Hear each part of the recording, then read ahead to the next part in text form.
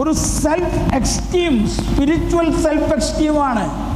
അത് അഹങ്കാരമല്ല, മറിച്ച് ദൈവപുത്രൻ ഇറങ്ങി വസിക്കുവാൻ ദൈവം എന്നെ അനുവദിച്ചു. അതുകൊണ്ട് തലമുറകൾ എന്നെ ഭാഗ്യവതി എന്ന് വാഴ്ത്തും.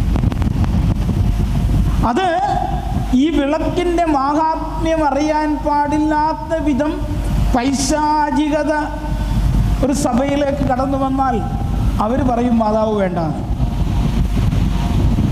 അതാണ് 16 പ്രത്യേകിച്ച് 17 നൂറ്റാണ്ട് മുതൽ വീണ്ടും യുക്തിഭദ്രമെന്ന് വിശേഷിപ്പിക്കുന്ന വേദശാസ്ത്ര ശാഖകൾ യുക്തിയില്ലാത്ത, വേദശാസ്ത്ര ചിന്തയില്ലാത്ത വിധത്തിൽ മാതാവിനെ തള്ളിക്കളയുവാൻ കാരണമായത്.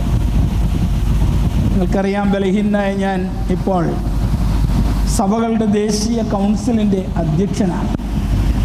പല സഭകളിലും പോകുമ്പോൾ